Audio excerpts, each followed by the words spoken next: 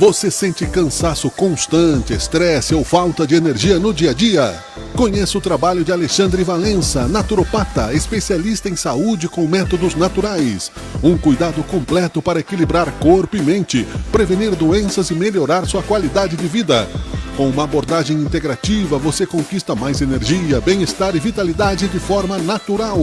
Agende sua consulta agora mesmo pelo WhatsApp 54 9844 67155. Alexandre Valença, saúde com métodos naturais.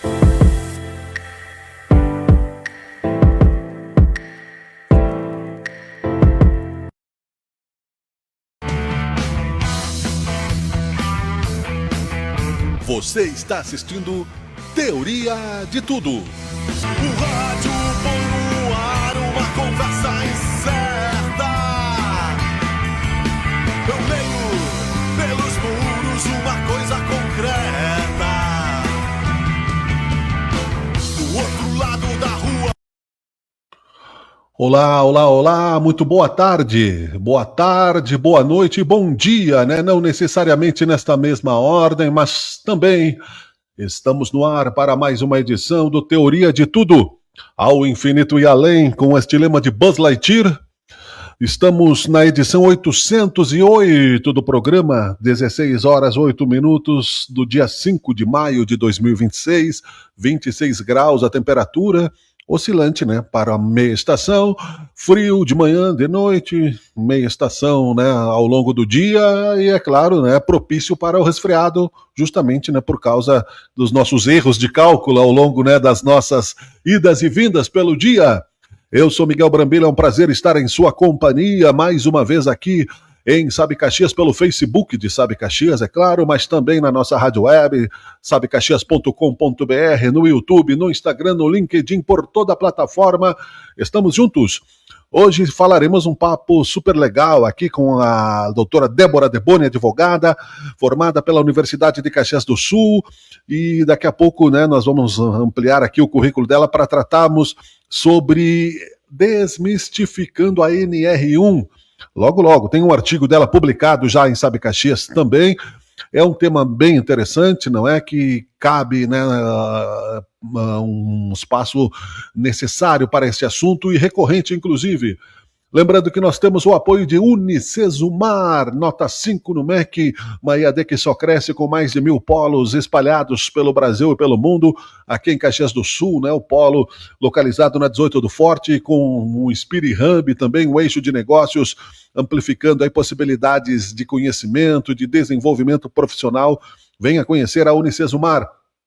Cursão Mais Garra junto conosco, trazendo também, eu vou colocar na tela aqui para você, um convite, né, para que você que está se preparando para o Enem, se preparando aí para outros cursos necessários, tem a possibilidade, né, matrículas abertas para o semi-extensivo, né, semi-extensivo, com parcelas a partir de R$ 490, Cursão Mais Garra pré-vestibular, o pré-vestibular que aprova de verdade. Está na tela aí também, convite para você. CPR Rodas e Pneus, TV Caxias, Canal 14 da NET, Agrícola Juriti, Mecânicas Tecnicar, Top Down Informática, marca que faz muito por você, Mecânicas São Eloy. Muita gente boa aqui conosco também. E é claro, né, o Alexandre Valença, naturopata, que começou aqui, já citamos no início do programa. Tem novidades vindo por aí. Rapidamente, antes de eu chamar aqui a doutora Débora, né, já vou protocolarmente chamar de doutora Débora e também pelo tratamento de senhora, mas é claro que ela é né, uma amiga e também já nossa, já esteve aqui no Teoria de Tudo, inclusive, mas como norte para nossa audiência pós, alguns destaques do Brasil e do mundo, e infelizmente nunca, né, é exatamente aquilo que gostaríamos que fosse o noticiário. O Brasil registra um feminicídio a cada 5 horas e 25 minutos no primeiro trimestre. É terrível essa notícia. Michele volta a criticar a aliança com Ciro Gomes e resgata vídeo em que ele chama Bolsonaro de jumento. O presidente dos Estados Unidos diz que o Irã deveria levantar a bandeira branca da rendição. Nova carteira nacional de habilitação, brasileiros economizam 1,8 bilhão de reais com curso teórico gratuito. Mudou muito, né, para os Detrans essa realidade, mudou o mercado, necessidade de readaptação. Para muita gente é bom, é claro, né? Mas já fizemos inclusive um debate sobre isso na questão de segurança no trânsito.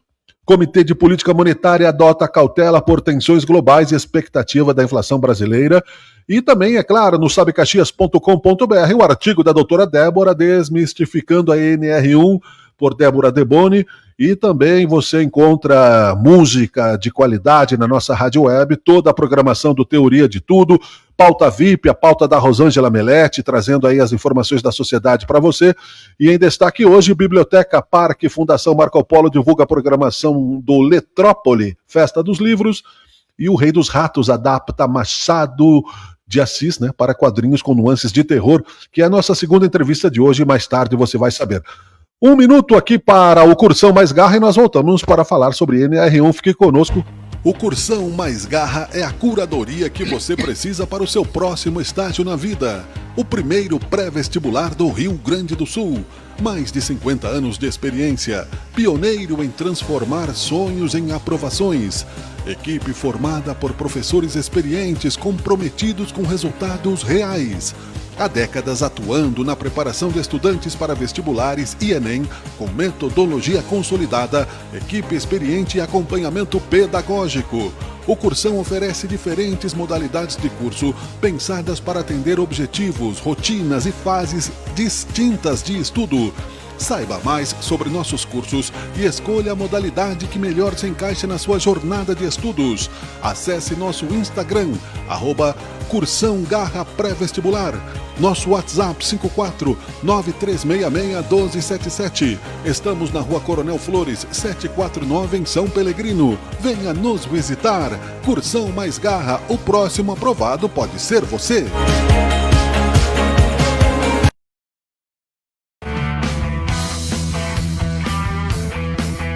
Você está assistindo Teoria de Tudo.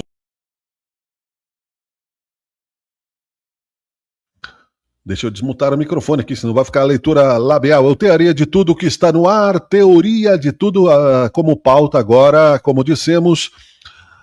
Se você é empresário, com certeza já ouviu que a partir do dia 26 de maio será responsável pela saúde mental dos seus colaboradores. E aqui está, não é em primeira pessoa, pois eu te digo, não é bem assim. Começa o artigo da doutora Débora Deboni, que é advogada formada pela Universidade de Caxias do Sul, com 30 anos de atuação estratégica, pós-graduada em Direito Tributário pela UX, especialista em Compliance pela Fundação Getúlio Vargas e mestranda em Gestão Trabalhista pela UNED University. Estará aqui conosco, né? E já está, deixa eu trazer ela para a tela aqui. Que legal. Estudar para quem gosta, né? Para quem gosta. É melhor que respirar, né? Tudo bem? Boa tarde. Boa tarde, obrigada por me receber. Fico feliz em estar aqui de novo contigo. Né? Legal. Quem gosta de estudar é um vício, né? É um vício. É um vício, então... E é bom, né? A gente vai vendo, não, nós vamos vendo e percebendo que o conhecimento é infinito, né? Socraticamente falando, né, doutora Débora? O conhecimento é infinito e assim, a gente vive que nem eu me formei há 30 anos, hoje a gente vive no outro mundo, né? Uhum. Então quem quer continuar trabalhando precisa viver no mundo atual, não dá para viver de passado, e aí a gente tem que estudar bastante. Eu chamo isso de F5, aquela tela do computador, né, que você muda o cachê do que tu baixou, e o F5 você atualiza, porque o conhecimento se triplica. Claro que quem está no mercado de trabalho, mas é isso mesmo, né? E a NR1, portanto, é uma dessas atualizações necessárias na questão do trabalho, na relação trabalhista, né?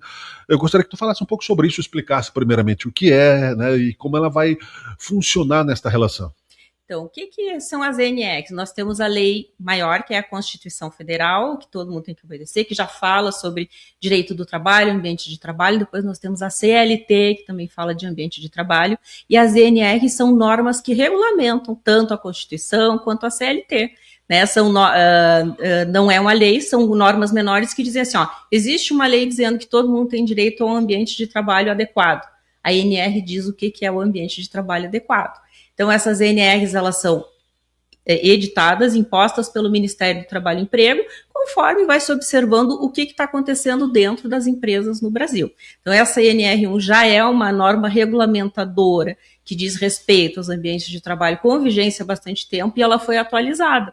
Né? Foi inserido nela o quê? Que além de todas as questões ergonômicas, que é a postura, né, o barulho auditivo, como é que tem que ser, os equipamentos de proteção, deixa eu ver o que mais, se é um açougueiro, as luvas que usa, tudo isso é ergonomia do trabalho. Agora, também faz parte da ergonomia os riscos psicossociais. O que é? A saúde mental do trabalhador. Né? Então, foi regulamentado que a pessoa trabalha numa empresa e tem que ser um local onde ela não saia pior do que ela entrou, né? Porque a verdade é que as pessoas já entram mal para trabalhar. O interessante é que, assim, antes de ser regulamentado, já era fiscalizado esse tipo de situação dentro dos ambientes de trabalho pela Delegacia do Trabalho, as questões de assédio moral, excesso de horas trabalhadas, tudo isso já era fiscalizado porque não pode. E já tinham demandas na Justiça do Trabalho também há muitos e muitos anos versando sobre esses temas. A norma regulamentadora veio depois dessas demandas, ela veio assim, ó, depois do que já está acontecendo na realidade, é que editaram a norma, né? Então ninguém está falando de um assunto novo, nada disso. No mundo do direito do trabalho isso já é assunto velho, só que agora a gente vai ter alguns parâmetros na documentação da empresa, então, né? Porque se é ergonômico e você tem que fazer um documento que chama PGR, você tem que mapear o que tem de risco lá na tua empresa em todas as áreas, quando a pessoa vai trabalhar, né? Então, esse PGR, a NR1, é que diz que você tem que fazer. Se eu tivesse, assim, ó, não pulando etapas, tu me faz voltar, tá? Não, eu acho que está ótimo e bastante didático, né? Até porque em termos aqui de comunicação nós somos obrigatoriamente responsáveis por sermos redundantes mesmo, né? Porque as coisas a gente não capta assim na primeira expressão. É um tema inclusive recorrente. Então, ao que se entende, né? Resumindo e até voltando algumas casinhas, nessa primeira especificação, as normas elas existem, elas estão agora, né, atualizada para essa questão que eu considero particularmente altamente subjetiva, doutora, que é a saúde mental das pessoas, né? Aí é que está a dificuldade da coisa. Então, o que acontece, né? Foi regulamentado o que você tem que medir o que existe risco psicossocial ali no ambiente. Né? É uma norma ergonômica, que diz respeito à ergonomia. Então, você vai ter que chamar um ergonomista para dizer o que tem ali naquele ambiente de trabalho. Que o ergonomista é uma profissão. É uma profissão. Não sabia que existia. E a NR1 é uma norma ergonômica. Perfeito. Né, que é das condições do ambiente de trabalho. Então, você vai chamar esse especialista. Toda empresa já tem que fazer um documento chamado PGR. Quem acha que não fez, o seu contador ou alguém que lhe assessora já fez e já tem esse documento. Qual é o porte mínimo da empresa para essa exigência? Não tem porte mínimo. Não? Todas as empresas têm que ter. Né? E aí o que acontece? Aqui o único perturbado sou eu, então não, não corro esse risco. Né?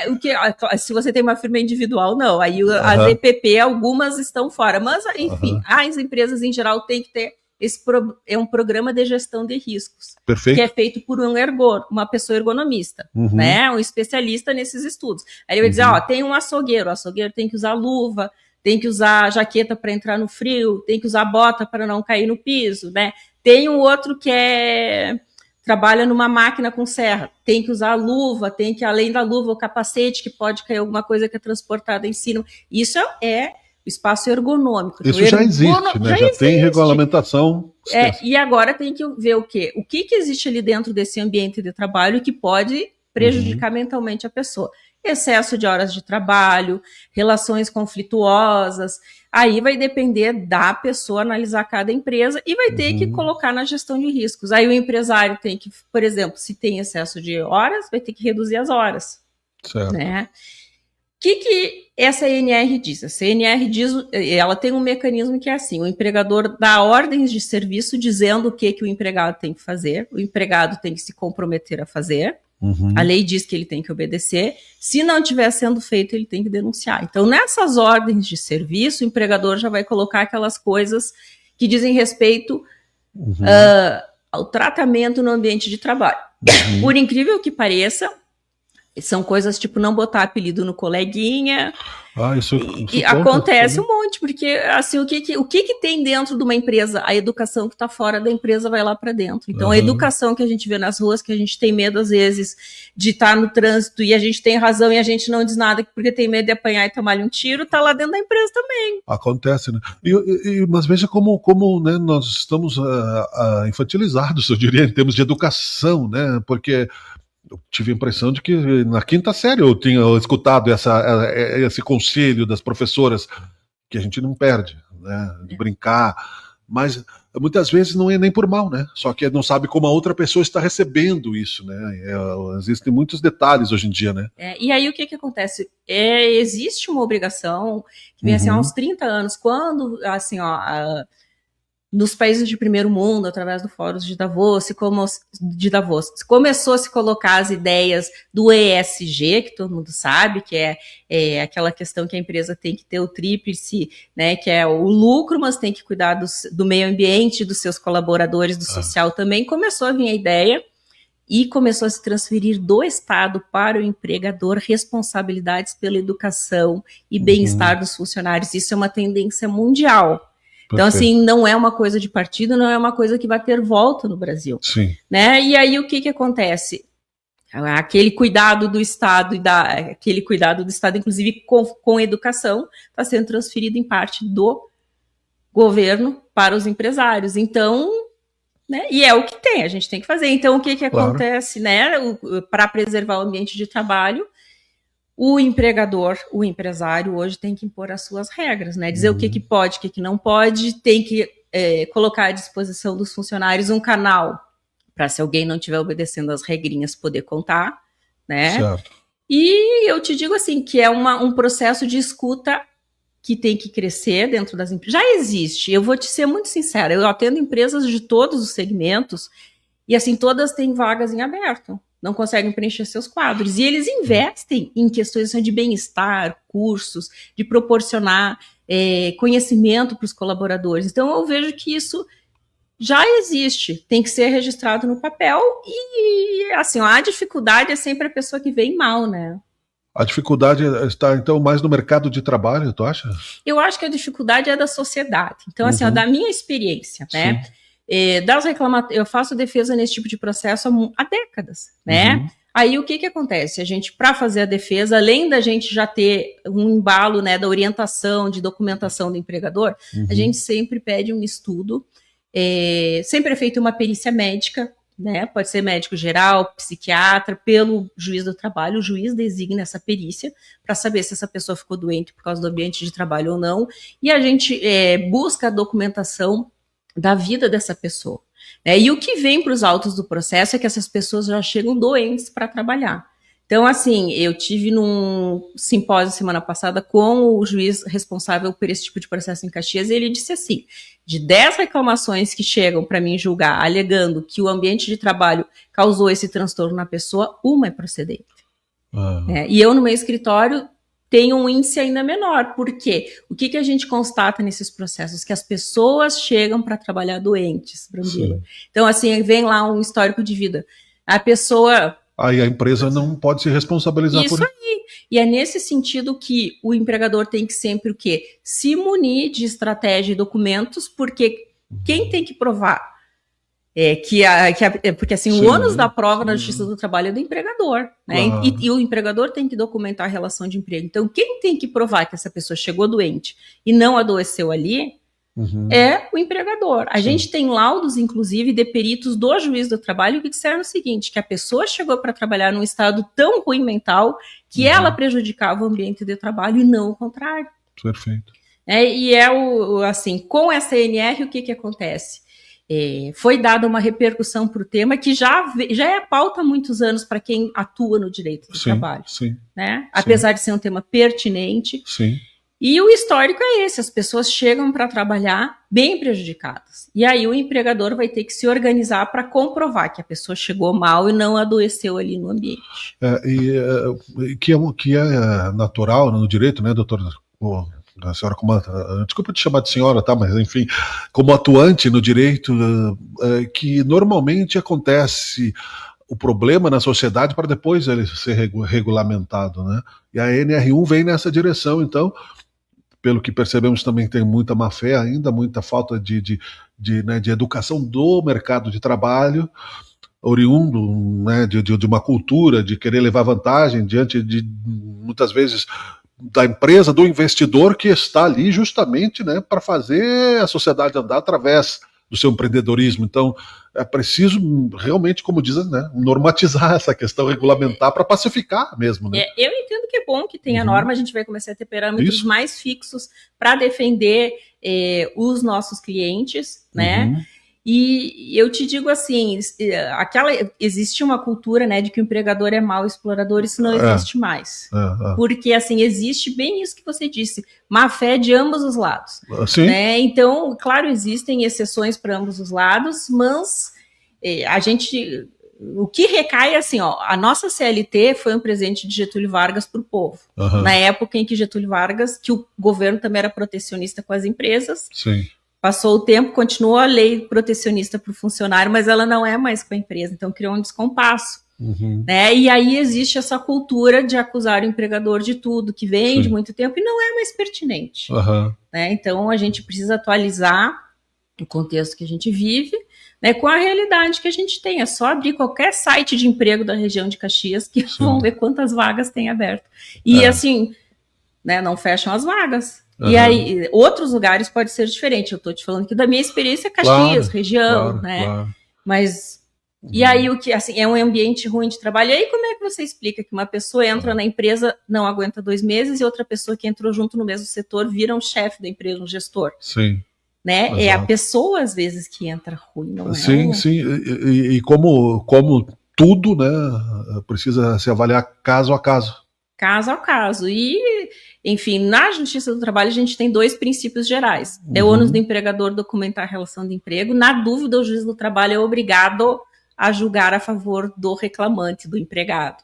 Então, desculpa, ressaltaste o obrigado, eu gostaria de entender melhor. In dubio pro misero, o princípio geral da Justiça do Trabalho. Se o juiz do trabalho ficar na dúvida, ele é obrigado a dar para o reclamante. In dúbio pro misero, na dúvida, para o miserável. Né? Gostei. E aí, latim, isso... direito romano, né? Direito romano, latim. Aí é o princípio geral da Justiça do Trabalho. As pessoas não entendem isso. Então, assim, ônus do empregador documentar a relação de emprego. Entendi. A documentação tem que estar nos termos da NR. Quem contrata sempre vai ser vulnerável, então, quando contratar alguém. Né? Tem que entender esse mecanismo. É o ônus dele documentar o que acontece na empresa. Se o juiz ficar na dúvida que a documentação não está ok, o juiz é obrigado a condenar a empresa. Quando os empregadores entendem esse mecanismo, como funciona, eles vão muito melhor na gestão da relação de emprego. Perfeito. Então, dentro disso, doutora, o susto já passou para muita gente, ou não? Tem muita gente, assim, não precisa se assustar, né? Porque, assim, o que vai mudar depois do dia 26? Uma regulamentação. Mas, na realidade da relação de emprego, o que muda? Nada. As empresas já haviam sido fiscalizadas por esses temas. É o Ministério do Trabalho. Só que a gente não tinha para essa fiscalização ou para a resposta de uma reclamação trabalhista alguns parâmetros, e hoje a gente vai ter. Né? Por exemplo, o excesso de trabalho que todo mundo cita, né, como um dos riscos psicossociais.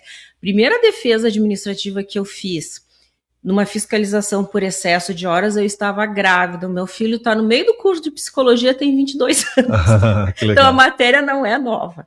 Então, vem sendo debatida há muito tempo. Agora existe, então, que quem tem que fazer, que é o ergonomista, que tem que estar lá no PGR da empresa, e a empresa tem assim, ó, qual é a documentação que eu tenho que apresentar numa fiscalização? O laudo do ergonomista.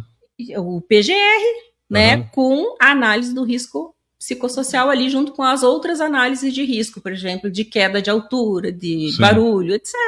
Né? Então tem que atualizar o PGR. Né? Sim, que é, relembrando, é plano de gestão de risco. Isso aí, né? Programa de gestão de risco, né? Que toda empresa tem que ter. Então, né, as empresas já eram fiscalizadas por esses riscos, já respondiam na Justiça do Trabalho por esses riscos. O que muda na prática? Nada. Eu vou fazer aqui, eu posso estar aqui. O advogado do diabo tu vai fazer. Não faço, não acho que não. Então Não tenho essa ideia, até porque é mais por curiosidade mesmo, e talvez a resposta ainda não tenha muita clareza, né? Mesmo jurídica, porque me ocorreu uma lembrança de um cidadão que ficou preso no prédio aqui na La Salle faz umas 2 semanas. Nas relações terceirizadas, quem é responsável também, por exemplo, ele é um pintor. Aí estava na cadeirinha lá, ficou na metade não sei quantos andares tem, uns 15, eu acho.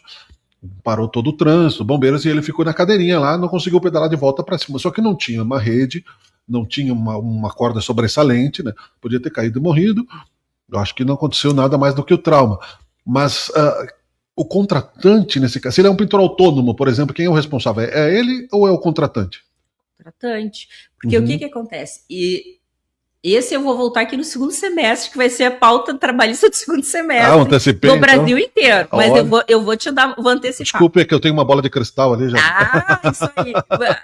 O que acontece? A terceirização de serviço, uma vez a gente tinha uma discussão assim, se a pessoa que contratou a terceirizada paga ou não paga. Exato. Aí teve uma súmula um tempo atrás, dizendo tá liberada a terceirização. Sempre esteve. Sim. É que aí interpretam mal. O que essa súmula disse? Olha, você pode contratar o serviço que você quiser, que antes era serviço fim, serviço meio, uma distinção. O que é serviço fim? Né? A finalidade do serviço. Serviço meio, o transporte para levar o funcionário, entendeu? Tinha essa distinção. Aí depois dessa súmula não teve mais, terceiriza tudo. Só que assim, você tem que fiscalizar tudo que a empresa que tu está contratando vai fazer.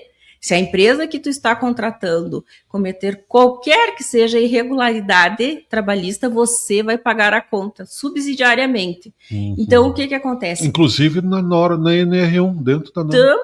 Também pelos riscos psicossociais. E isso não foi uma benesse, foi uma, como eu vou dizer, ficou mais severa a contratação na terceirização, porque agora ninguém foge. Tu terceirizou, ou a pessoa cumpre 100% da normatização, perfeito, e tu fiscaliza que está sendo cumprido, ou tu vai responder junto subsidiariamente. Então, essa pessoa que se pendurou ali, sim, né? Por conta própria, muitas vezes, né? Independente de quem seja, de acordo com o entendimento hoje da Justiça do Trabalho, quem contratou essa pessoa tinha que estar fiscalizando se a pessoa subiu com EPI, se tinha o capacete, se tinha a rede de apoio para tirar, independente de quem foi o contratante. A pessoa não estava ali, então o contratante não fiscalizou se estava cumprindo as normas de segurança e não estavam, tanto que ficou pendurado. Sim. Se acontecesse alguma coisa, ia responder. E às vezes existe uma subcontratação, uma rede de terceirização, e chega para um cliente nosso uma reclamação e ele diz: eu não tenho nem ideia de quem é. Quem é o contratante? E aí a gente tem que puxar que assim, ele contratou uma empresa que contratou outra empresa. Vai ter muita discussão nisso ainda, né, doutora? E a gente tem um processo que vai servir de referência para todos os outros para julgamento no STF, que todos os processos de terceirização estão suspensos e vai ser dado uma cartada que todo mundo vai ter que obedecer. Esse julgamento... Mas não foi julgado ainda, não, que se chama jurisprudência. Isso aí, que agora é vinculante, né? Agora todo mundo tem que obedecer. E a gente acredita que vá para julgamento no segundo semestre.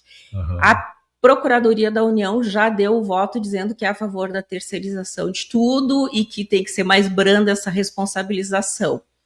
Agora, como é que os ministros do STF vão votar? Não sei. Porque eu tenho outras relações trabalhistas que são informais, até mesmo em reforma de residência, por exemplo, não é? Onde há ali um pedreiro que pode, amanhã depois, achar que o contratante, né, colocou um apelido nele, fez um bullying com ele, né, e orientado por...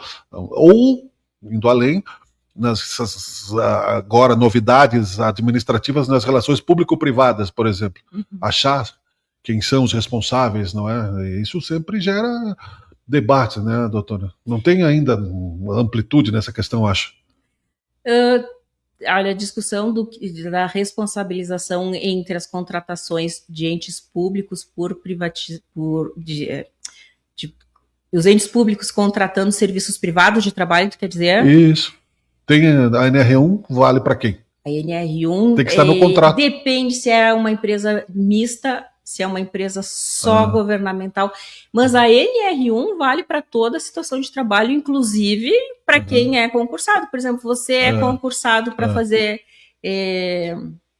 que todos são iguais perante a lei. Você é concursado para fazer a manutenção no Tribunal Superior do Trabalho, você está lá trabalhando sem proteção, você toma um choque, quem te contratou vai ter que... O contratante que vai se responsabilizar em algum momento, né? Claro. Direta ou indiretamente, né? Existem alguns recolhimentos para quem é contratado pelo poder público que são diferentes, não incide a INSS, mas a responsabilidade que o ente público, por exemplo, se você é um policial, você é contratado, concursado, né, pelo Estado do Rio Grande do Sul, você se machuca trabalhando, o Estado vai ter que te indenizar a tua família. Sim. A responsabilidade sempre Mesmo existe. que não seja CLT, essa norma vale também para órgãos públicos. Claro.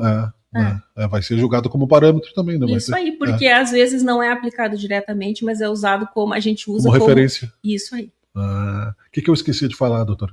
Não esqueceu nada, perguntou bastante, já adiantamos o tema do segundo semestre.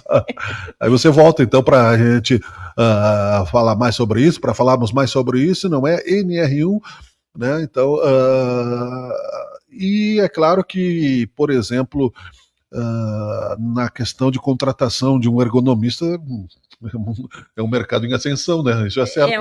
Na realidade, sim, o ergonomista... Ele é em termos técnicos ou nível superior? É nível técnico, né? Ergonomista, tem técnico de segurança do trabalho também, que dependendo do conhecimento poderia fazer, mas a NR1, ela é uma norma regulamentadora dos aspectos ergonômicos do trabalho, então quem tem o conhecimento é o ergonomista. O que é difícil é assim, que tem muita gente que nunca atuou na área do trabalho, que está vendendo aí, apavorando as pessoas. O mundo do direito do trabalho muda dia 26 de maio, não muda nada, né?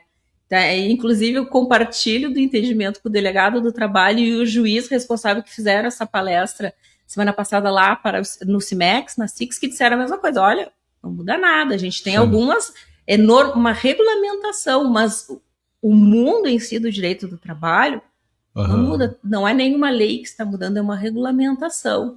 Né? E que é uma regulamentação, como tu bem falou, que veio por causa das coisas que já acontecem, né, na prática. E acaba, eu vejo como uma forma de proteger, inclusive não ficar no subjetivo, né, essa questão. Porque as alegações, né, um papel aceita qualquer coisa nas questões, né, de má-fé. Não existiria direito se não existisse a má-fé, né? Mas, óbvio. Mas eu gostei da frase em latim, né? Próxima vez eu vou sugerir lá em casa, né? Que lá em casa o mais miserável sou eu, né? Então, dúvida, eu improbo. Eu vou levar uma tuna de relho quando eu chegar no escritório, porque eu proíbo o pessoal que trabalha comigo de escrever latim. A gente tem que escrever o português bem redigido, sem erros de português.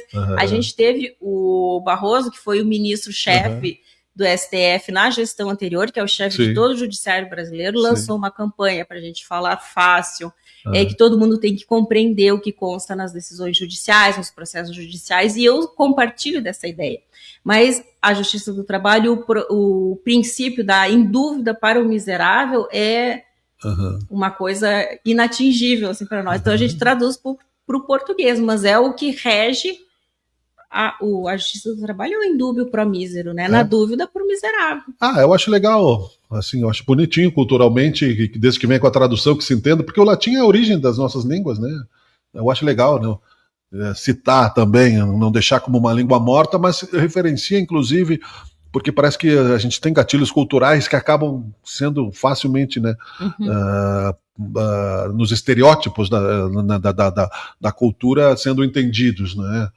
Que nos regulamentam. Então, muito obrigado, doutora Débora Deboni. Falamos aqui sobre quem quiser saber mais também, né, no artigo, ou também, né, pode falar contigo em alguma rede social, onde? Eu tenho Instagram, Débora Deboni ADV, tenho Facebook Débora Deboni, meu site é deboradeboni.com.br. No meu site tem meus telefones de contato E também tem o meu celular, que é o 99510561, que todo mundo tem e pode me contatar por ali, a gente atende todo mundo. Em relação com o pessoal que tinha a concessionária da Ford aqui na Rótula de Bônia, não são parentes? Era meu tio-avô, né? Na verdade, é meu tio-avô, irmão do meu avô paterno. Que legal. Nome conhecido também. Valeu, muito obrigado. Boa tarde. Obrigada eu. Tá bom. Muito bem. Estamos apresentando Teoria de Tudo, né? Você pode depois disponibilizar este conteúdo para si próprio, para quem você quer ouvir novamente, não é? E gravar, se tiver alguma dúvida, voltar atrás. E compartilhar também é um assunto muito interessante. Nós vamos falar logo depois, né, de uma parte do próximo programa sobre cultura, mas eu quero anunciar para você um pedaço aqui de um pouco de tudo e mais um pouco. Nós falamos sobre filosofia e natureza com José Otávio Carlomagno. Vou colocar ele na tela aqui para que você também desfrute um pouco da filosofia do meu amigo aqui, e a gente já volta com Teoria de Tudo. Fique aí. Um pouco de tudo e mais um pouco, com José Otávio Carlomagno e Miguel Brambila. Olá, olá, olá, olá! Bom dia, boa tarde, boa noite. Estamos no ar para mais uma edição do programa Um Pouco de Tudo e Mais um Pouco, edição de número 23. Hoje falando sobre a filosofia e a natureza e sobre, né, as visões filosóficas sobre a sobrevivência humana, a forma de consumo, a sustentabilidade do planeta, os limites que a matéria impõe a esta sobrevivência, visões filosóficas e questionáveis na relação ser humano, sociedade, biologia e razão. Tudo isso, né, na pauta filosófica do programa de hoje, que traz para você, é claro, sempre as reflexões do nosso amigo enciclopédico, disciplinárico, escritor também, né, José Otávio Carlomagno, né? E como ele é Carlomagno, eu já vou no Carlos, né, no ritmo da cacofonia. José Otávio Carlomagno, que está conosco aqui, ele que também é engenheiro agrônomo e lançou semana passada, inclusive, né, o livro que nós já falamos aqui também. Vamos lá, está no ar aqui, meu querido amigo, bom dia para você, tudo bem? Bom dia, boa tarde, boa noite. É isso aí. Bom, eu queria dizer sobre a filosofia de uma forma um pouco diferente do que a gente está acostumado a ver. Mas eu vou começar um pouco antes, né? As sociedades hoje, a gente vê a nossa sociedade em contraponto às sociedades tribais, como dos indígenas aqui, ou as sociedades tribais da África. Existe uma diferença que não é só de número de habitantes, por exemplo, porque essas sociedades tribais, elas são muito restritas em número de habitantes, mas é a relação deles com a natureza. E a relação deles com a natureza é eles se enxergam como parte daquilo, do local lá das árvores e tudo. Então, existem as árvores, o macaco, os passarinhos, né? E o ser humano, como um outro animal que está ali naquele meio ambiente. Então, se existe isso, então a predação do ambiente, igual faz a nossa sociedade, ela praticamente é zero. Né? Tem até uma piada interessante que eu aprendi lá na Amazônia, né? Sobre isso. Eu não sei se você conhece, eu vou até contar essa piada. Por favor. Que o índio estava pescando, o indígena lá estava pescando e pegou um peixe. Aí chegou um sujeito lá, um branco, chegou para ele e falou assim: puxa, tem muito peixe aí? Tem. Por que você não pega um peixe, pega mais 10, 100, bota num freezer, monta um frigorífico e vai vender peixe, aí você vai trabalhar anos pegando peixe, e quando chegar numa certa idade que você já tiver bastante recurso, você pode parar de pegar peixe e vai descansar. E o índio falava para ele assim: não, mas eu quero um peixe só. Ele queria só um peixe para comer o peixe aquela hora ali, não precisava pegar mais. Sim, Se ele quisesse mais peixe, ele vinha outra hora ali e pegava outro peixe. perfeito. E daí o branco falou para ele assim, mas você vai vender esses peixes, vai ganhar dinheiro, vai, né? Sim, E um dia vai poder descansar. Ele fala, não, mas eu já descanso já. Entendeu? sim, Então, por quê? É que essa ideia de trabalho, né, que a gente tem que trabalhar, sim. eu não sei para que a gente está aqui, então, em cima aqui do planeta, né? Aham. Achando que vai ter que gastar toda a tua vida trabalhando, e quando você estiver velho, cheio de doença, cheio de problema, aí vai descansar. Não vai descansar, Não vai. não vai para o hospital, vai ficar em hospital, indo e saindo. Se conseguir chegar à quarta idade, a melhor Exato, idade. se conseguir chegar, né? É, Bom, aí eu comecei a ver como é que funcionou a formação na nossa sociedade, que ela começou justamente com uma coisa que se chama agricultura. A partir do momento que o ser humano começou a perceber que ele podia botar uma semente no chão e sair uma planta, ele, para que eu vou correr atrás? Eu vou plantar, aham. entendeu? Começou a plantar. Caiu na zona de conforto. Mais ou menos, né? Então, Mas, claro, aí mas- começou o quê? Isso começou naquela região lá onde é o Iraque, o Irã, Sim. aquela região lá, o Rio Tigre, Eufrates, a gente estuda isso em história, né? Aham. E o Rio Nilo, que é rios que tem assim numa época do ano que tem as enchentes, aquelas enchentes, elas levam os nutrientes assim para forma um banhado ali, né?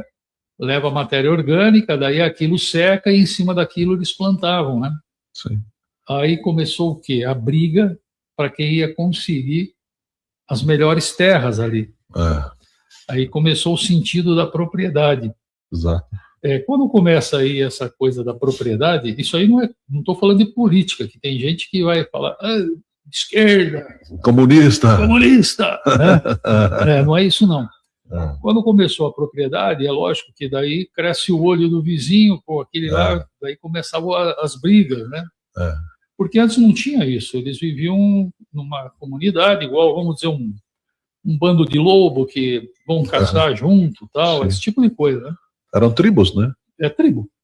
A sociedade, quando a gente vê os indígenas, nossos aqui, isso aí não existe, eles têm uma hierarquia lá, tudo é de todo mundo, a comida é de todo mundo, entendeu? Aham.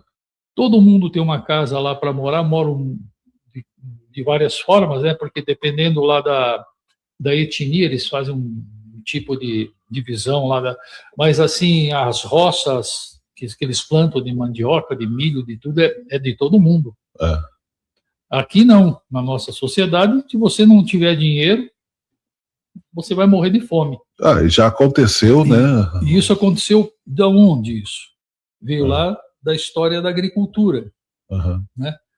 E eu acho assim, a agricultura sempre achei interessante, eu trabalhei muito tempo com isso, Sim. que é a coisa da biologia, né, que eu gosto muito.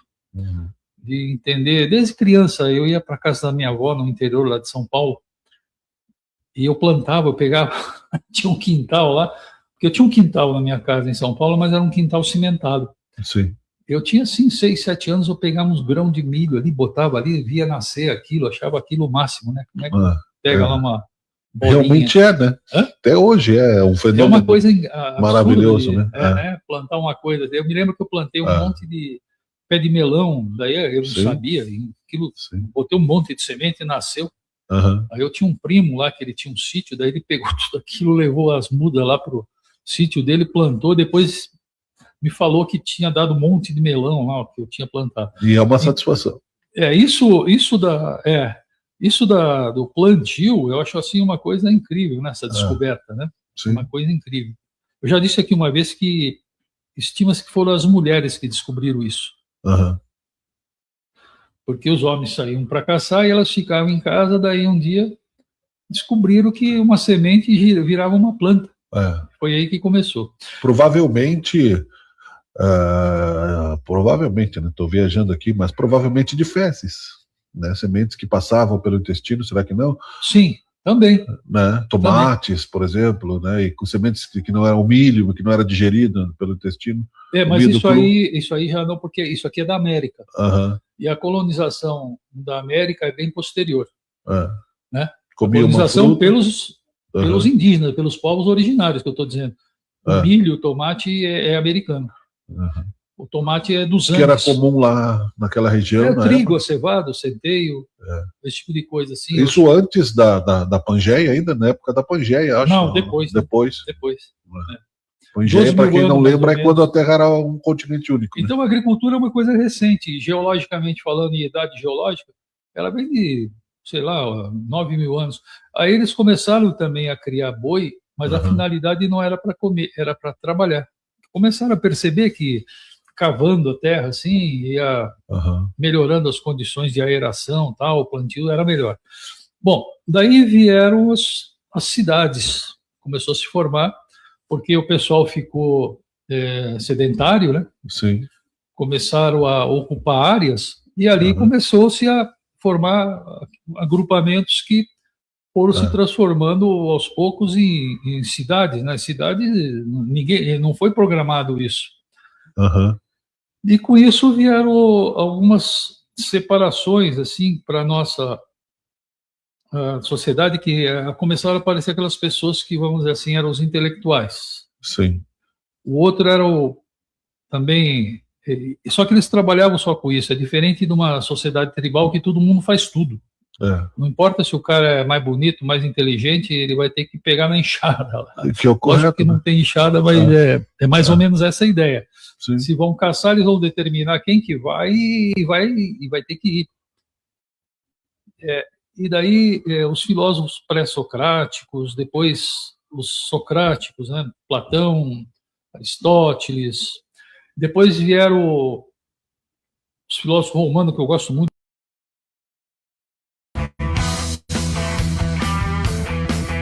Você está assistindo Teoria de Tudo.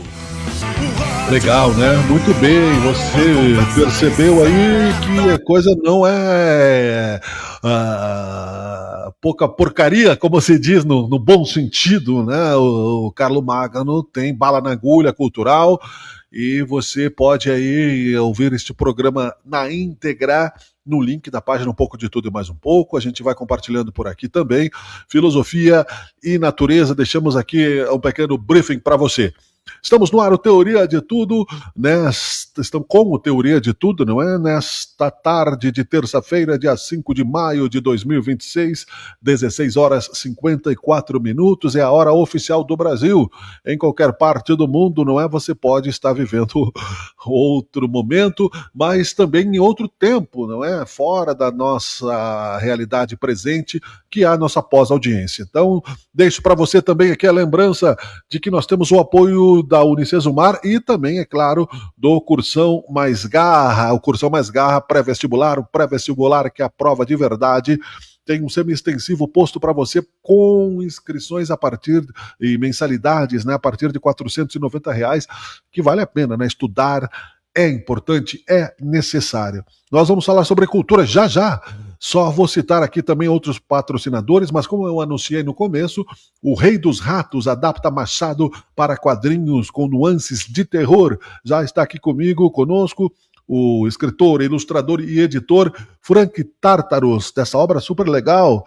E, aliás, né, a obra física que ele já me presenteou aqui, através da Vera Damian, a minha filha de 17 anos já levou para casa, já curtiu, já elogiou. Depois a gente vai botar na tela aqui as ilustrações super legais e vamos conversar um pouco também sobre essa questão de cultura, questão, não é, de mercado, de arte, enfim. Rapidamente, né, para os nossos patrocinadores e já voltamos para esse papo. Fica aí com a gente.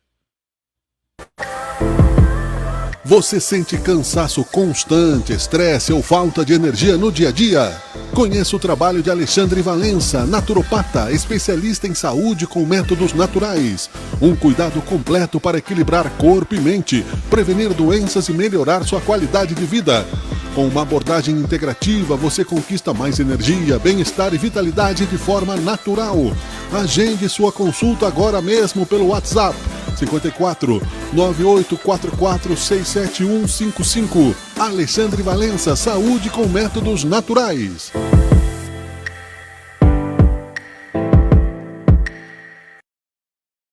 ganhar nome e peso no currículo. Sabe por quê? Porque é a partir de 6 meses que um curso profissionalizante da Unicesumar te garante microcertificações e um certificado nota máxima no MEC. São mais de 80 cursos EAD de curta duração para você dar um salto profissional ou se colocar no mercado de trabalho. Conheça os cursos profissionalizantes da Unicesumar e matricule-se agora.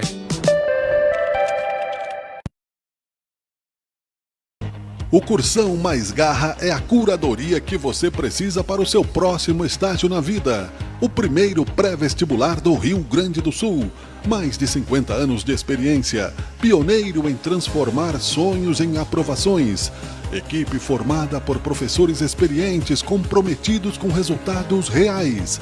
Há décadas atuando na preparação de estudantes para vestibulares e Enem, com metodologia consolidada, equipe experiente e acompanhamento pedagógico. O Cursão oferece diferentes modalidades de curso, pensadas para atender objetivos, rotinas e fases distintas de estudo. Saiba mais sobre nossos cursos e escolha a modalidade que melhor se encaixe na sua jornada de estudos. Acesse nosso Instagram, @Cursão Garra Pré-Vestibular. Nosso WhatsApp 54-9366-1277. Estamos na Rua Coronel Flores, 749 em São Pelegrino. Venha nos visitar. Cursão Mais Garra, o próximo aprovado pode ser você.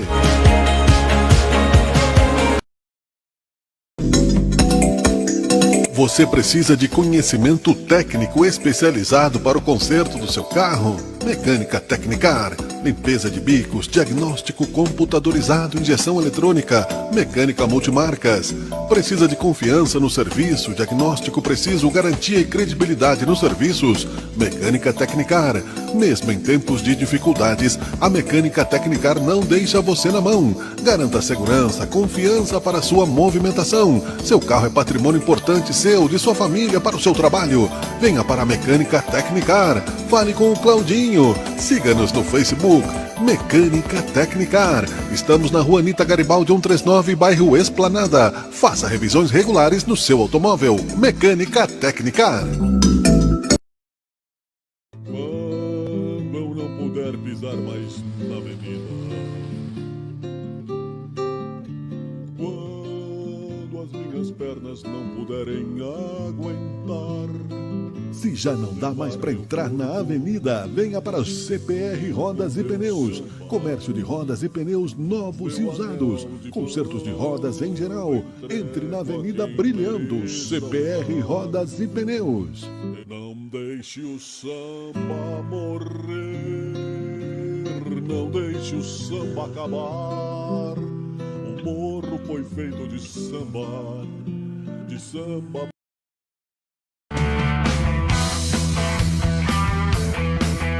Você está assistindo Teoria de Tudo. Muito bem, você está assistindo, você está ouvindo, você está conosco por toda a plataforma e também aqui ao vivo pela nossa página no Facebook. Rei dos Ratos adapta Machado para quadrinhos com nuances de terror. É o nosso papo cultural e vamos conversar aqui, né, com o autor da sua mais nova obra, evidentemente, né? Que ele é o autor da sua. Eu tô parecendo a Dilma agora, né? Agora me deu nó de mim mesmo, né?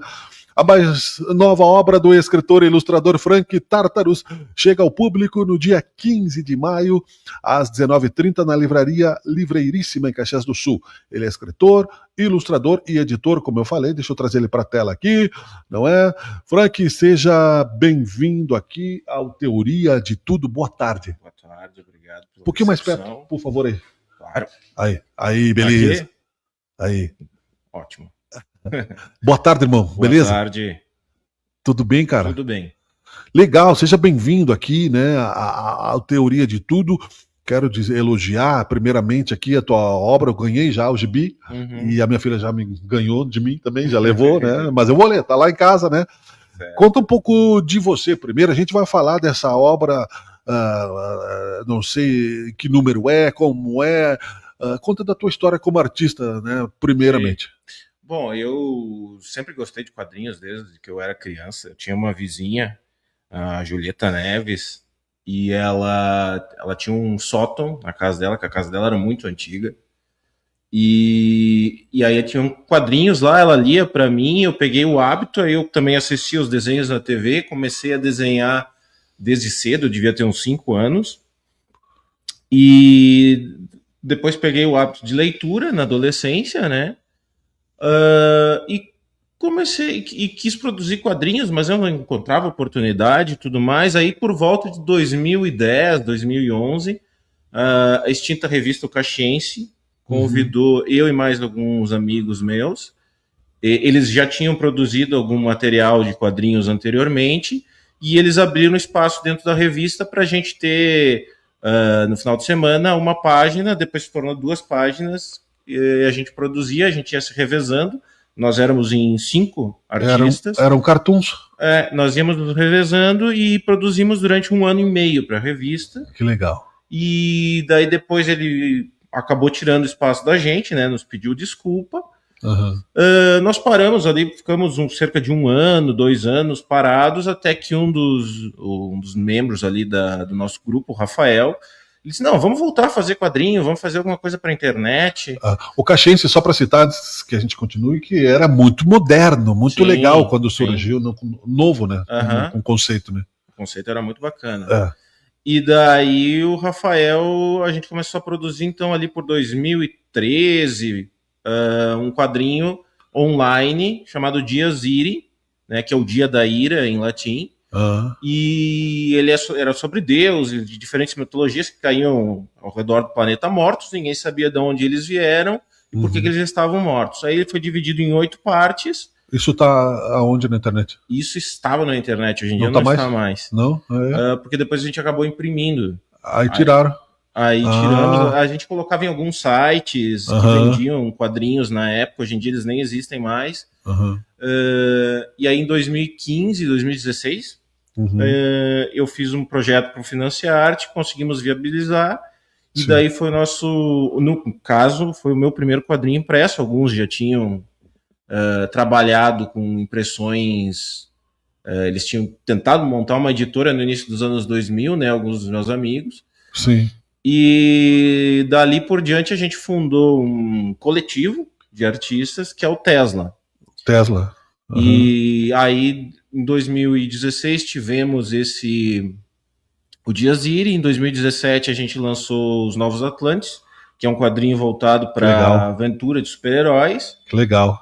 Em 2017, 18, agora eu não me lembro, mas o terceiro lançamento que a gente teve, que aí houve um novo integrante que entrou, que foi o Wagner Karsten. Ele também lançou um quadrinho chamado Pulp Action, que era sobre super-heróis, mas aí voltado para o humor. Que legal. Esse ele mesmo financiou. Só o título Super-Herói Trapalhão já é engraçado, imagina. Sim. É uma dupla de. Eu sempre digo, é uma dupla de. É o Pink e o Cérebro. De heróis que eles têm que auxiliar a polícia, mas antes eles têm que lutar contra a incompetência deles. Que é bem normal. Tipo Agente 86, que é de uma outra referência. O Wagner, ele disse que ele deu para terapeuta dele um exemplar de presente e ela deixou na recepção. E aí ela disse que um dia ela estava... E nunca mais deu alta para ele depois disso. Meu Deus. Aí ela disse que um dia, quando ela ouviu uma pessoa rindo muito alto na recepção, foi ver o que era, e era um paciente que tinha pego a revista e estava lendo. Que legal. Muito bom. Aí depois do nosso 4º lançamento foi e nesses outros, né, no Dies Irae eu fui roteirista, fui desenhista. Nos Novos Atlantes eu fui roteirista e colorista, né? Eu fiz as cores.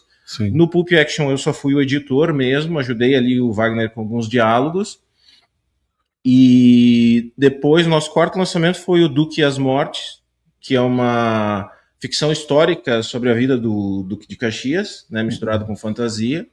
Aí eu fui o roteirista e colorista, e também fiz uma parte ali dos desenhos, porque ela tem 4 tempos diferentes. Tem o final da vida do Duque, a juventude dele, a Guerra Farroupilha e a Guerra do Paraguai. Quando tu fala ficção histórica, que significa que tu pegaste o tema e romanceou ele. Romancei, porque a vida assim como o livro do Jô Soares, Quem Matou Getúlio Vargas. Exatamente. Porque a vida do Duque de Caxias, ela é, vamos dizer, muito misteriosa, porque o que a gente sabe é mais realmente da figura histórica do Duque. Sim. A gente sabe muito pouco da vida dele. Contada pelo oficialesco, né?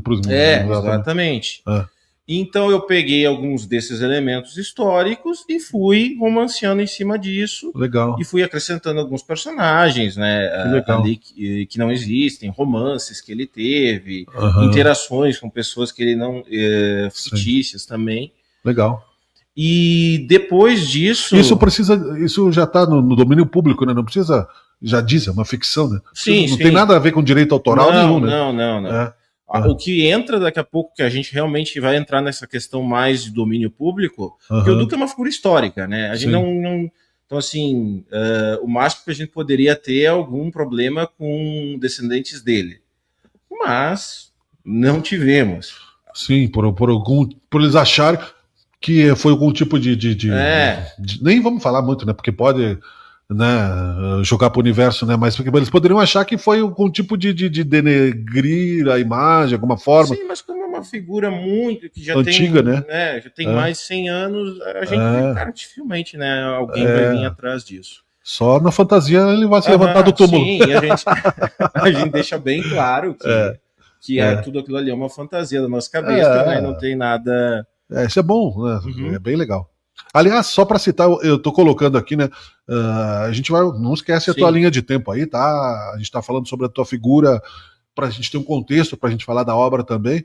E eu tô passando no teu Instagram aqui, e nós já citamos o teu nome aqui no Teoria, porque o Baio e o Bola, sim. Né? As meninas autoras do livro estiveram aqui, tu fiz online, né? Elas estiveram, mas estiveram no programa. E tu fizeste a ilustração, né? Exatamente. A Silvia é minha irmã, né? E a Simone é amiga dela, e eu fiz as ilustrações. E eu tenho o livro, tá? Em algum lugar aí. Muito legal. E aí? E aí, então, por volta de 2000 foi ali no começo da pandemia, 2020. Parece que faz um século. A gente começou a estipular um projeto que era adaptações do Machado de Assis. E então foram 3 contos que nós pegamos e eu adaptei eles, mandei para os desenhistas. Na verdade foi mais de... no início a gente pegou uns 4, 5 contos. Tem um eu tenho uma imagem que está na tela, tu não está vendo. Era da Tristeza, baseado em Pai contra Mãe. Exatamente. E daí nós pegamos alguns contos do Machado, fizemos uma seleção ali, vimos o que era adaptável para o quadrinho, porque alguns dos contos do Machado basicamente são pessoas conversando, né? Então não tem uma dinâmica. Eu te confesso que eu não sou muito profundo no Machado de Assis, a não ser pro vestibular, mas tu é um especialista. Por que essa escolha do Machado de Assis?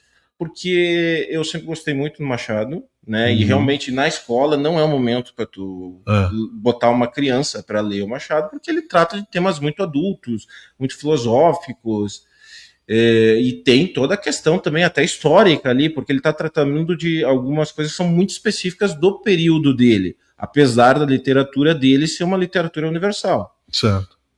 E então nós selecionamos alguns contos, eram uns 5 contos mais ou menos, depois escolhemos 3, o Pai contra a Mãe, que eu fiz os desenhos, e aí a gente rebatizou para Era da Tristeza, o Espelho, que os desenhos foram feitos pelo Adam, e mantemos o título original, e a Igreja do Diabo, que virou a Nova Igreja, que daí foi feito pelo Wagner, os desenhos. Eu fiz o roteiro da adaptação dos 3, e lançamos isso num compilado, né? Legal. É uma antologia, e foi feito pela LIC Caxiense. Perfeito. E depois disso, e já naquela época, eu queria adaptar um conto chamado A Causa Secreta. Só que esse conto é um conto de terror do Machado. Sim. E ele é um conto muito pesado, porque existe um personagem, que é basicamente um psicopata, que ele tortura animais. Sim. E aí eu me lembro que até na época que eu mandei a descrição dos contos, o Adam olhou aquilo e disse, eu não vou desenhar isso aqui que tem um monte de bicho morrendo. Hoje tu pode chantagear ele com a inteligência artificial, daí ele tá bom, eu desenho. E aí eu fiquei com essa vontade, e daí depois eu disse, não, eu vou fazer separado, porque realmente não dá para colocar esses outros contos, que são contos de mais... eles são mais acessíveis ao público, então uma criança pode ler os que a gente fez, né, a partir dos 12 anos, porque realmente o Machado tem Aham. Tem uma certa complexidade, a criança provavelmente for ler, né, o Machado, ela não vai achar interessante, Sim. mesmo que seja um quadrinho. Ela não vai captar o universo. Ela que não tá- vai, ela não vai captar. Ah. E daí eu comecei a trabalhar nesse conto, Uhum. e fui. E sempre uma coisa assim, eu sempre me mantenho muito fiel ao conto original. Perfeito. Eu faço adaptações, alguns contos a gente. Que nem a questão da Igreja do Diabo, a gente colocou se passando nos tempos modernos. Sim. Assim como no A Causa Secreta, que se tornou o Rei dos Ratos, Aham. também eu mantenho no tempo atual, não coloquei no período do Machado. Eu acho bem legal essas ideias de conversão de tempo, né? Uhum. Tem muito em minisséries, né? Do Sherlock Holmes, por exemplo, Exatamente. e outras tantas. Porque Acho tem bem alguns elementos que nem quando eu fui adaptar a Era da Tristeza, que é o pai contra a mãe, ele fala sobre a escravidão. Sim. Então não tem como. Não tem mais tão explicitamente, é um outro contexto. É né? um outro contexto, então eu disse assim, tem que se passar naquele período. Perfeito. Mas o Rei dos Ratos, né, A Causa Secreta, eu consegui adaptar para o presente. E, enquanto eu comecei a escrever a adaptação, eu percebi que aqueles elementos de terror, eles também conversavam com a literatura do Lovecraft, Aham. que é um autor americano Sim. que eles chamam de horror cósmico. Uhum. Que a ideia dele era que o ser humano não é nada perante o universo. Sim. Então ele sempre descrevia criaturas bizarras, inimagináveis, Sim. que o ser humano não conseguia compreender qual era o significado daquelas coisas. Eu disse, cara, isso basicamente é uma descrição do mal absoluto. Uhum. E aí eu comecei a trabalhar, então, fazer uma correlação entre esse personagem que é o Fortunato, que é um médico. Esse desenho aqui do Machado foi tu que fizeste? Que tá Foi. no Instagram? É bem legal. Então, explicando como é que é a história, né? Existe um personagem, um médico chamado Garcia, ele recém se formou, ele tá entrando tá começando a trabalhar como médico, e um dia ele percebe um sujeito, aleatoriamente, e esse sujeito chama a atenção dele. Sim. E ele começa a se reencontrar com esse sujeito de forma muito aleatória. E ele descobre que esse cara se chama Fortunato, e ele também é médico. E aí um dia ele acaba auxiliando um vizinho do Garcia, eles têm uma conversa breve ali, mas o Fortunato é muito reticente, não abre papo, sabe? Sim. E novamente eles têm um outro encontro daí, e daí sim o Fortunato se mostra mais aberto e convida o Garcia para uma janta. Uhum. E quando o Garcia vai até a casa do Fortunato, ele conhece a esposa do Fortunato, que se chama Luísa. Certo. E a partir daí se desenvolve um triângulo amoroso entre eles. Sim. Só que ele começa a perceber que o Fortunato, apesar de ser uma pessoa muito cuidadosa com os pacientes, Sim. ele tem um lado negro. Como todo mundo, aliás. Né? Só que o do Fortunato é um pouquinho mais sombrio. negro do que os outros. Aí um dia ele recebe uma visita, uma ligação, Sim. E a Luísa avisa ele, olha, o Fortunato tá torturando animais. Certo. E tu tem que falar com ele. Tá? E daí, a partir daí, eu não vou mais contar, porque daí já começa a chegar muito perto do fim, né? Perfeito. E aí, por que eu rebatizei esse conto de Rei dos Ratos? Né? Porque o conto original se chama Causa Secreta, exatamente porque o Fortunato tem esse hábito de torturar animais. Ele não mostra isso publicamente, ele mostra ali para a esposa e para o melhor amigo. Sim. Porque esses três personagens... O que já é raro, né? Um psicopata confessar né, a sua psicopatia, né? Esses três personagens estão muito interligados. Sim.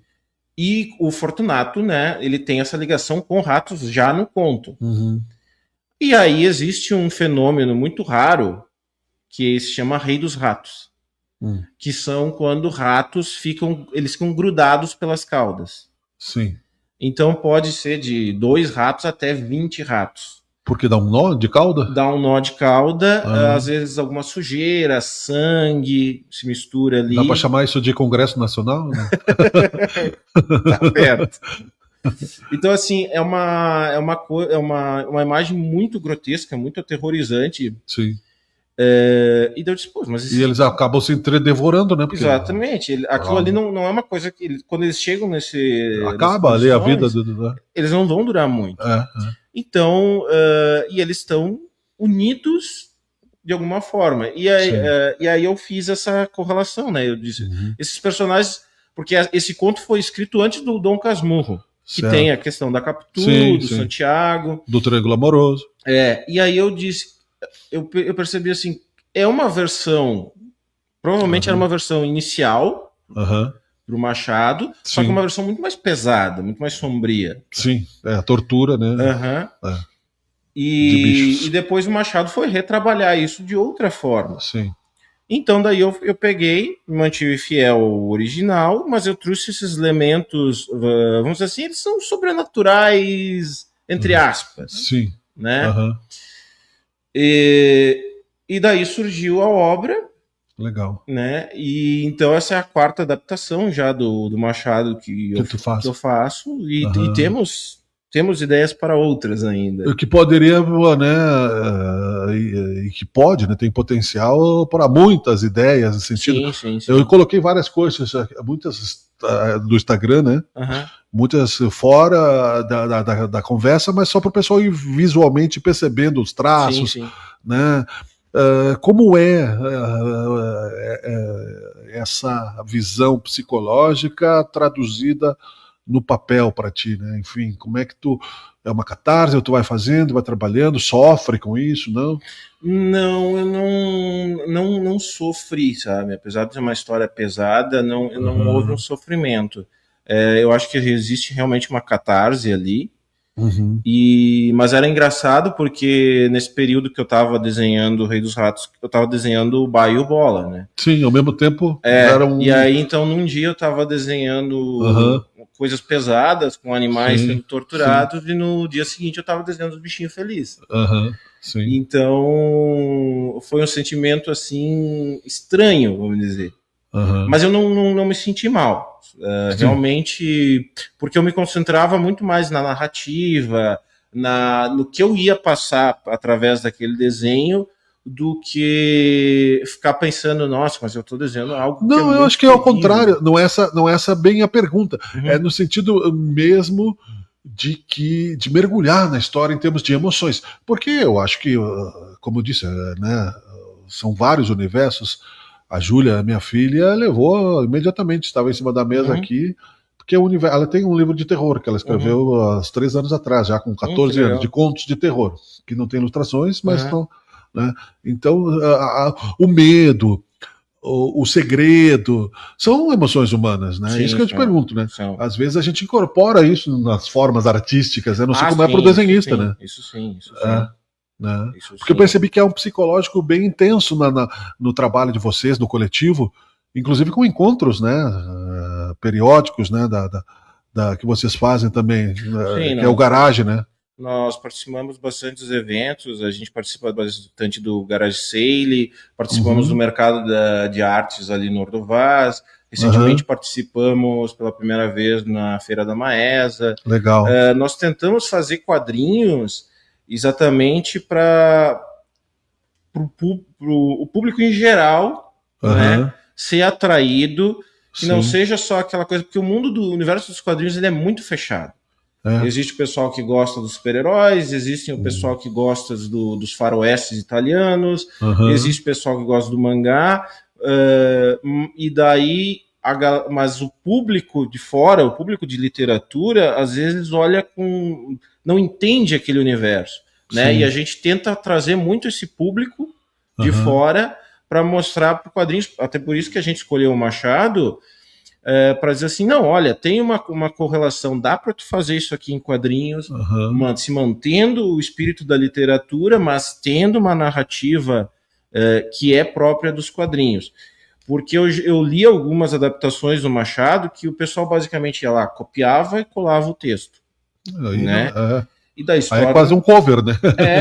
É um cover e é muito chato de tu ler aquilo ali. Sim. Mesmo porque as ilustrações acabam não ajudando. Sim. Porque tu não fica uma narrativa, parece que tu tá vendo um álbum de fotos aleatórios. E impostos, né? Porque a própria literatura já tem o conceito, né? Nesse caso, é a visão do ilustrador, que é legal. Mas o outro ilustrador teria uma outra visão. Claro, então com é um certeza. universo quântico de imaginação infinito. Sim. Né? E também por isso que a gente escolheu, cada artista a gente escolheu assim, tu tem esse estilo, vamos pegar o teu estilo que combina mais com essa história. Exatamente. Né? Perfeito. E, bom, a gente vai citar aqui, né? Tá novamente aqui na tela o Instagram do Frank. Ainda para a gente concluir, depois para citar, tem algumas perguntas mercadológicas mesmo, né? Claro. E tecnológicas. Muito mercado de arte, não só arte, mas quem sofre mais é a arte, né? Na música, na literatura, nos quadrinhos.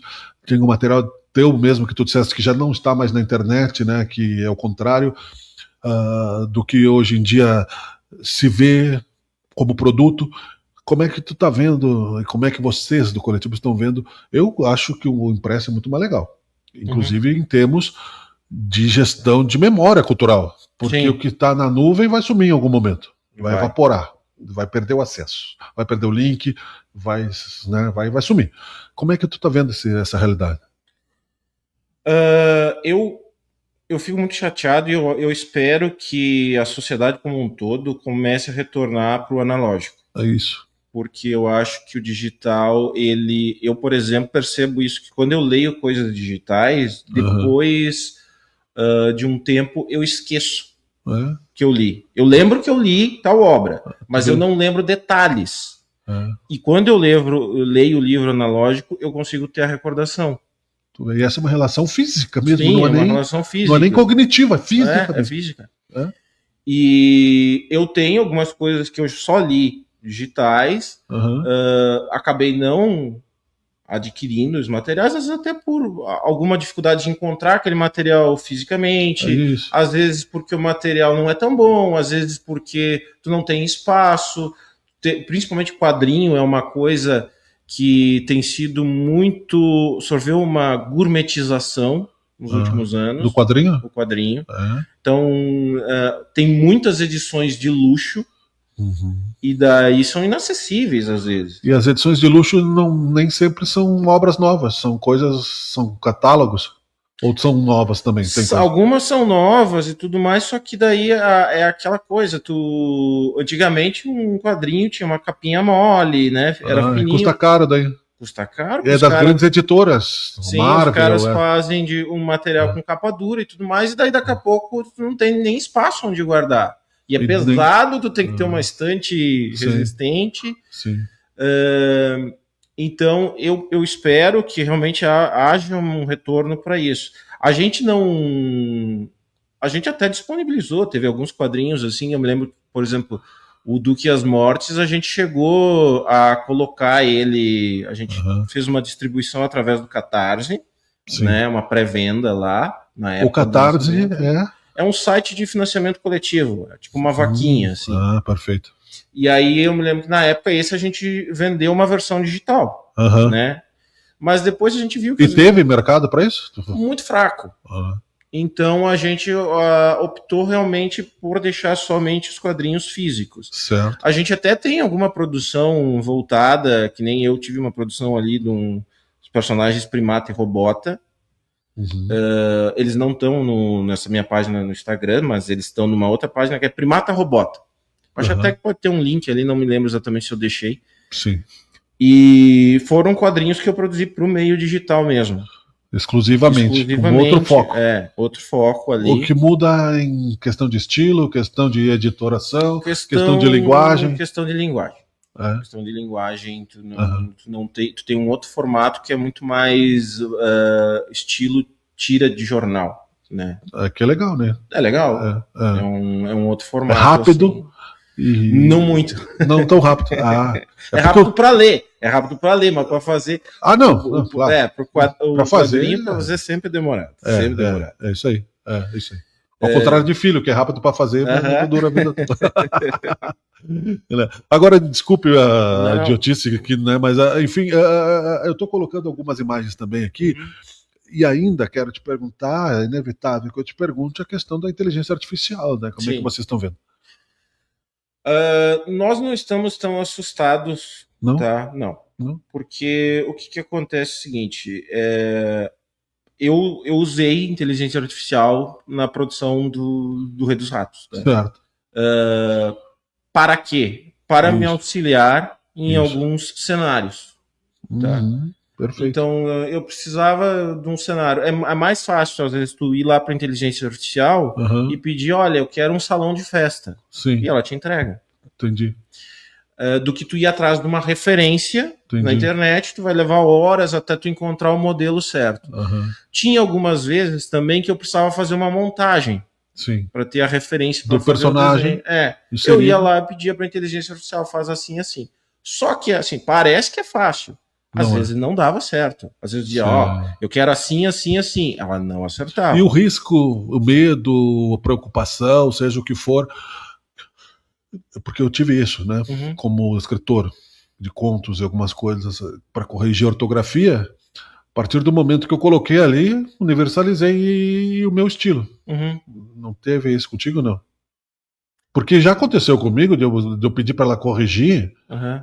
a ortografia, mas não mudar nenhuma palavra, e no final, pronto, legal, parabéns e tal. Algumas sugestões de título que eu não queria. Quer que eu escreva o capítulo 3, 4? Eu disse, não, para aí, não, eu deixo que eu escrevo. Não, eu já brinquei com ela algumas Uhum. coisas assim de pedir sinopse e tudo mais, Essa mas, medusa? mas ela é muito limitada. É, né? Eu achei ela muito limitada porque ela vai para o senso comum e ela te dá algumas dicas. Ela funciona realmente como uma ferramenta. Se bem usar, né?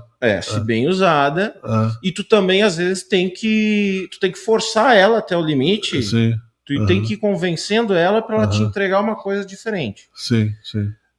Aí fica uma forma de criatividade. Fica uma forma de Que o criatividade. senso comum não vai. Porque, desculpa, é um Claro. debate, um diálogo. Não é um Claro, debate, claro. é um diálogo. Porque que eu acho que o senso comum